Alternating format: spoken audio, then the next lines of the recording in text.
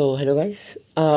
मुझे पता है कि मैं बहुत ज़्यादा लेट हो गया हूँ, लेकिन अब यहाँ यार कुछ काम था, इसलिए पेपर्स भी चल रहे थे और तो इसलिए मैं डाल नहीं पाया। तो कोई बात नहीं, अभी वैसे भी एक्सटेंड हो चुके हैं। तो अब मैं स्टार्ट करता हूँ कि लिमिटेशंस ऑफ प्लानिंग क्या होता है यार। देखो, लिमिटेशंस ऑफ प्लानिंग के लिए अगर मैं बोलना चाहूँ, सबसे पहले इंटरनल लिमिटेशंस ऑफ प्लानिंग इसमें क्या है। मतलब ना यार, इसको ना मुझे नहीं पता कि इसको रटना नहीं है, लेकिन इसको एक सबसे पहले बताऊं तो फर्स्ट जो हमने पॉइंट इसमें आता है हमारा, प्लानिंग लीड्स टू रेजिडिटी।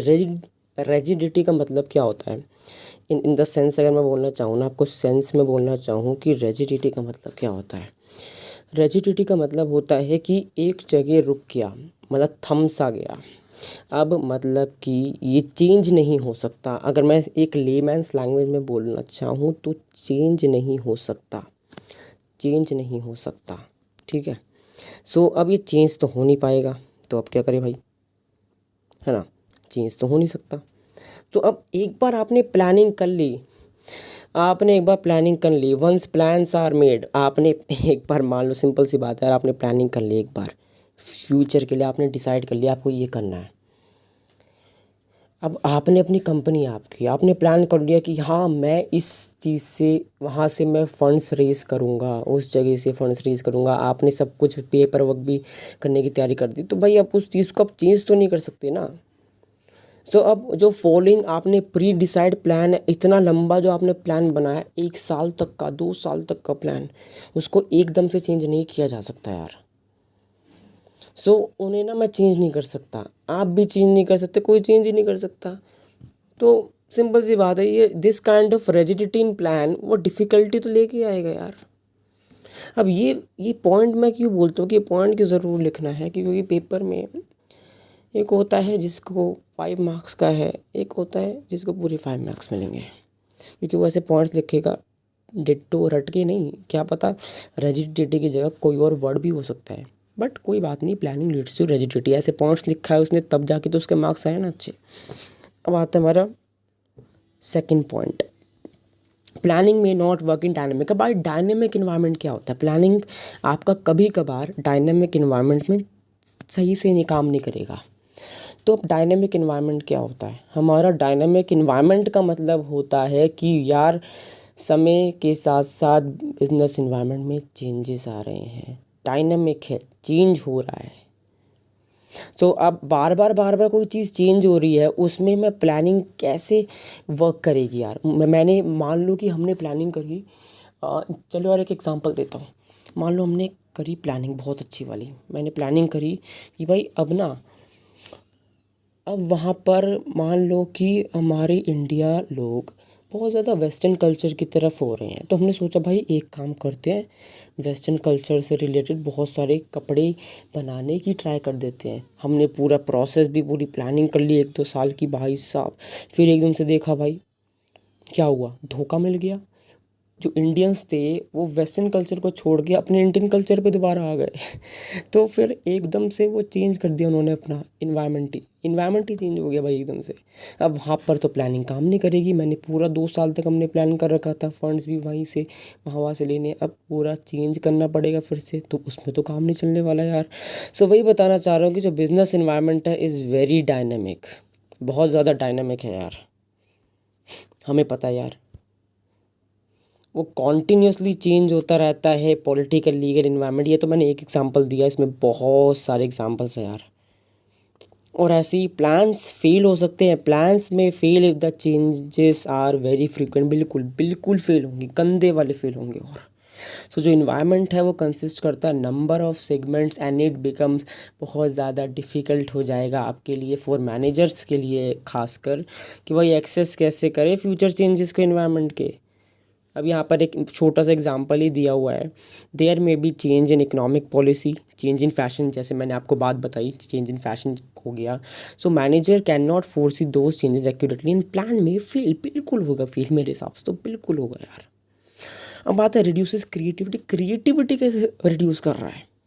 देखो यार, आपके दिमाग में है प्लानिंग के साथ मैनेजर ना एक ऑर्गेनाइजेशन में रिजिडली वर्क करना स्टार्ट करता है, मतलब कि भाई मतलब कि एक ही चीज़ की तरफ, and they became blind followers of the plan. मतलब कि हमने एक प्लान तय किया है ना, उसी प्लान की तरफ ही चलना है, मतलब एक ब्लाइंड फोल्डर्स हो जाते हैं। अब ये तो बेवकूफ़ी यार, ऐसे मैनेजर्स होते हैं। So managers do not take any initiative to make changes in the plan according to the changes prevailing in the business environment. So वो क्या करते हैं, वो स्टॉप कर देते हैं गिविंग सजेशंस देना, न्यू आइडियाज़ को देना, इम्प्रूवमेंट को इन वर्किंग, बिकॉज जो भी गाइडलाइंस है for working are given in planning only यार, सिंपल सी बात है। अब क्रिएटिविटी रिड्यूस पक्का होगी। अब यहाँ पर क्यों लिखा है कि वो स्टॉप क्यों कर देते हैं सजेशंस एंड न्यू आइडियाज़ देना, because improvement in working, because of the guidelines for working are given in planning and planning only. और आप एक ही तरफ आपने मान लो कि आपने एक प्लान बना रखा है। अब आपके दिमाग में कि मेरे को, चलो ये वाला एग्जांपल ले लेता हूँ, वही वाला कि 12th में 100% चाहिए, तो यार उसी की तरफ आप उसी प्लान की तरफ लगे रहे हो, लगे रहे हो, लगे रहे हो, और एकदम से मतलब आप ब्लाइंड फोल्डेडली उसकी तरफ हो जाते हो, और आप उसी में, उसी के ख्वाब में खोए रहते हो यार, वही काश मिल जाए यार, काश मिल जाए, और फिर उसके जगह पढ़ते ही नहीं, अच्छे से काम ही नहीं करते, अपना ब्लाइंड फोल्डेडली उसी की तरफ भाग रहे हो मार्क्स के पीछे, जबकि नॉलेज के पीछे भागना चाहिए। ये तो मैंने एक एग्जांपल दिया। अब आता है हमारा fourth point, planning involves huge cost. Cost क्यों भाई प्लानिंग के लिए? प्लानिंग तो मैं ये तो बोलूँगा नहीं कि भाई वहाँ से हम दो बंदे, हम ही दो हैं बस वहाँ हम प्लान कर रहे हैं, भाई बिजनेसेस बहुत बड़े बड़े होते हैं यार।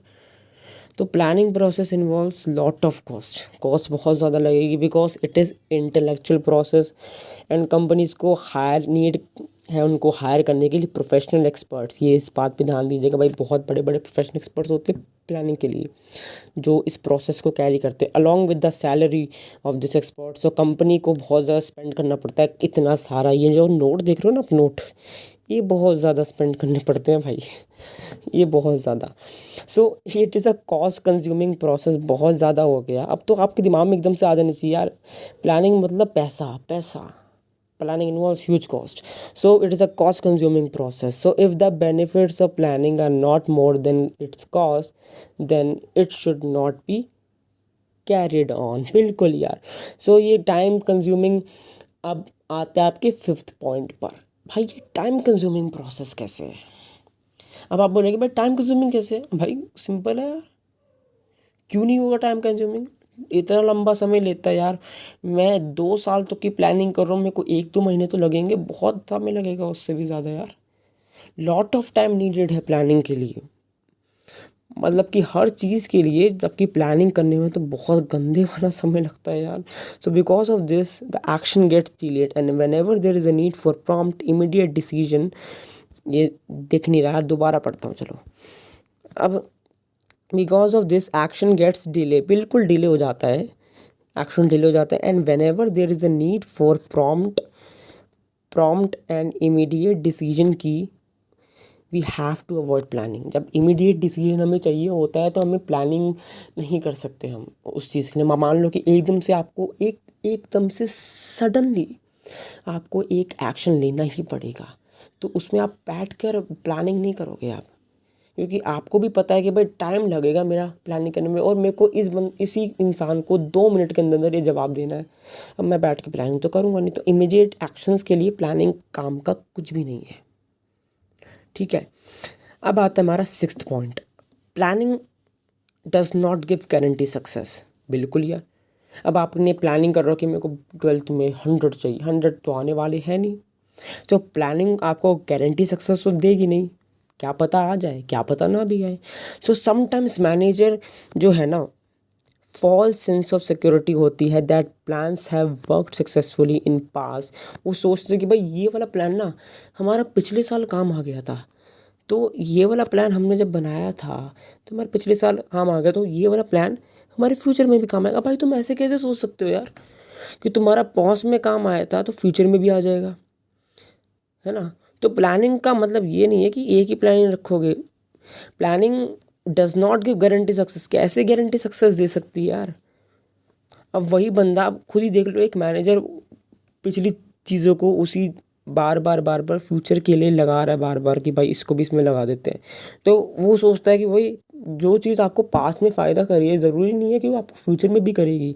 सो एक टेंडेंसी है कि जो मैनेजर है वो रियली करते हैं प्रीटेस्टेड प्लान्स पे, मतलब कि जो उन्होंने पहले से प्लान बना दिए उन पे ज़्यादा रैली करने लग जाते हैं, जो उन्होंने पास्ट प्लान बनाए थे और जो सक्सीड भी हो गए थे। तो सोचते हैं भाई ये सक्सीड हो गए थे और इसका मतलब हमारे बाद में भी हो जाएंगे, काम किया है। So it is not true that a plan has worked successful in past. So ये जो है ना, ये bring success in nature also as there are so many unknown factors. बहुत सारे अननोन फैक्टर्स है भाई जो लीड करते हैं failure of plan in future.